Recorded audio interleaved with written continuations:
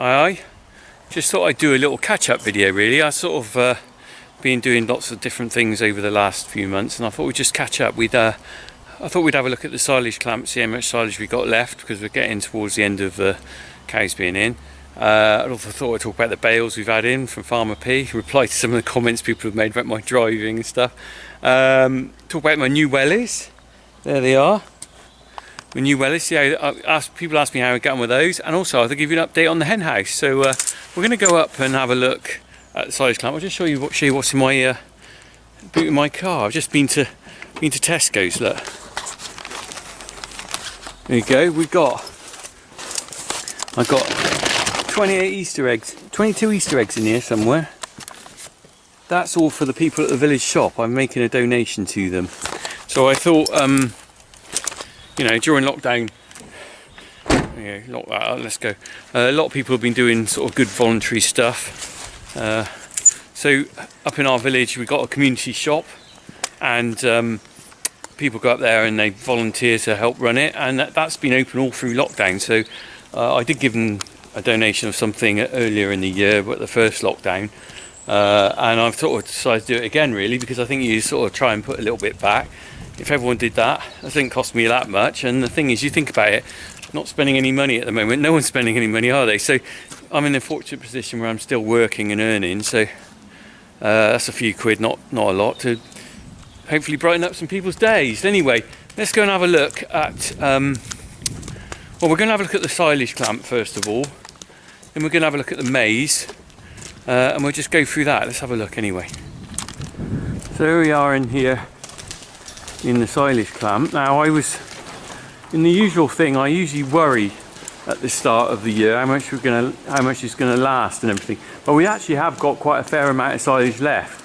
So we've gone down, there wasn't a lot at the front in the start of the year, but we've got nearly 2 bays worth actually. Lovely quality silage.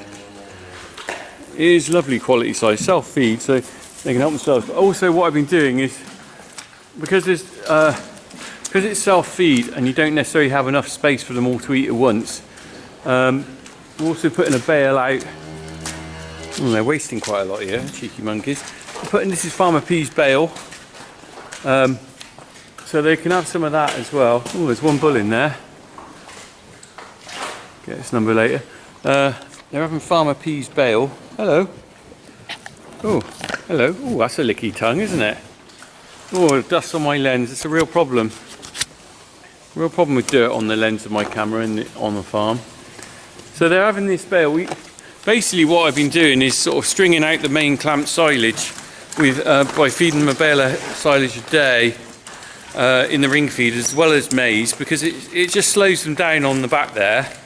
And my main concern is I don't want to run out of clamp silage, because that means then I've got to put bales out everywhere. That would be a bit of a nightmare. So by just doing that, I slowed them down. And realistically, I probably slowed them down a bit too much. There's more there than I thought. But that's okay, because it does keep, if I put that at the bottom of the clamp, put new silage over the top of it, it'll be fine for next year. And do you know what? It's always better to have too much silage than not enough. There could be nothing worse than running out. And we have had that happen before now. But also, I don't know when the cows are going out. Now, the thing is, some years they go out, I've had them out at the beginning of April, maybe the 2nd or 1st of April. Some years, if the weather changes, goes really cold, grass stops growing, I could be looking at 2nd or 3rd week in April. Depending where you live in the country, if you're up north, they'll be out a lot later. Down south, some people are probably getting them out now, which is, you know, for our area, it's crazy. So I've got to really be banking on the worst case scenario. I mean, I think if you farm, the successful way to farm is to farm for a worst case scenario, not the best case, because that way you're probably going to make it. If you're gung-ho and you think, oh, everything will be fine, well, it won't be. I can tell you that now. Right. Let's go and have a look at the maize next door. Okay. Let me just put my tripod down there. I might not need that. So we're on the last bit of maize now. Still, again, we've got a fair bit left. I've got this crap bit on the side. There's a lot of birds flying around there. Pigeons, mostly. They're up there. Roosters. I'm going to have to clean my lens, I think.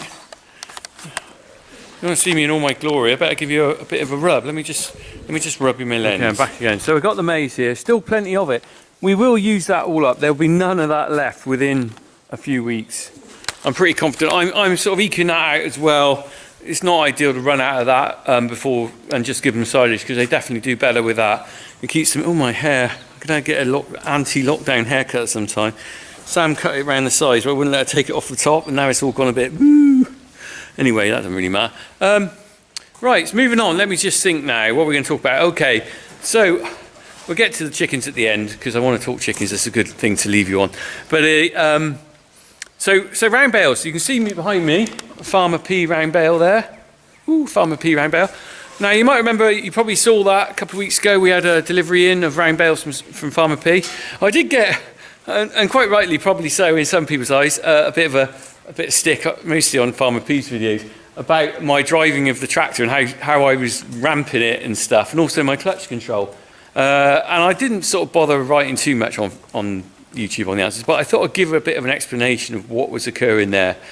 Because quite often when you see a video, you can look at it and you can only see it on one level, but also you've got to realise what's going on in my head and what's happening. So realistically, Ian brought the bales in about... I can't remember what time they arrived. It was quite late in the morning, maybe 12:30 even. Now the thing is, I had to get those loads of bales off in time to get the cows round for milking. So, and also, do you know what? I wouldn't mind having a sandwich myself before lunch, as my lunch. I don't get a lot of time spare in the day, really.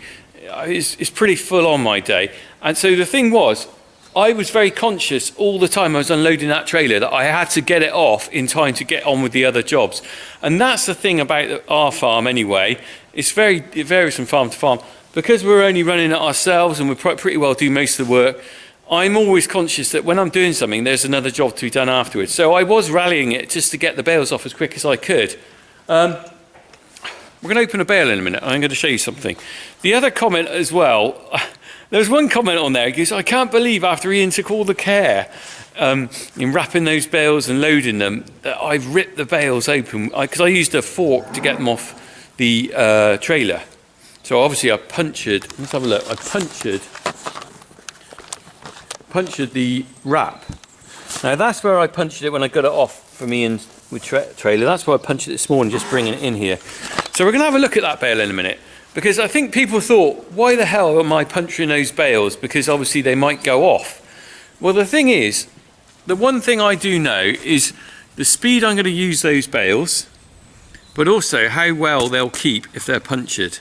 Now, the thing about bales, okay, is that if you puncture them when they're first baled, when they're fresh, and you leave a rip in a bale, that's a really bad thing, because the silage has got to ferment in an airtight area. So if you've got holes, it'll start rotting rather than fermenting.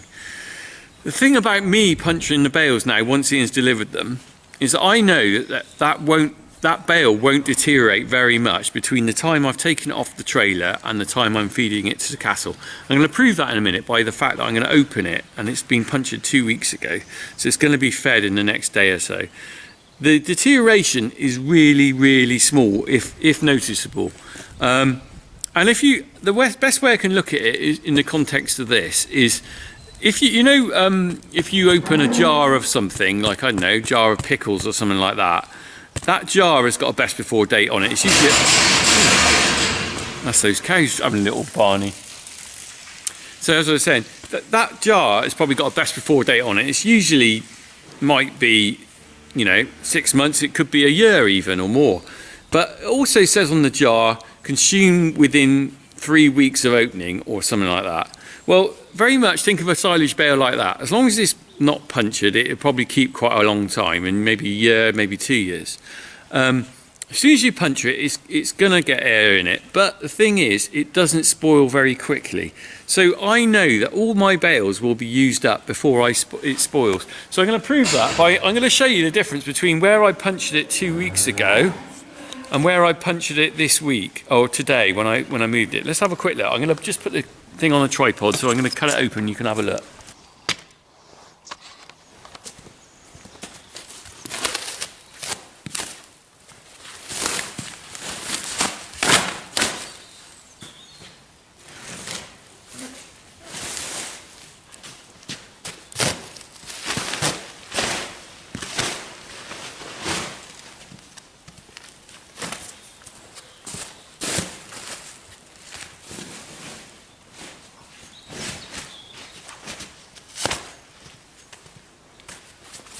There you go, not quite a bale off challenge bale opening, but you get the idea. Right, let me just take this off the camera, we'll have a look at this bale. Off the camera, I mean off the tripod. Right, okay, so, there we go, there's a bit of mud from my fork this morning where I punctured it. There is the rest of the bale, still moist, still smells fine, no deterioration on that bale. If it was deteriorating, you'd expect to see mould on there.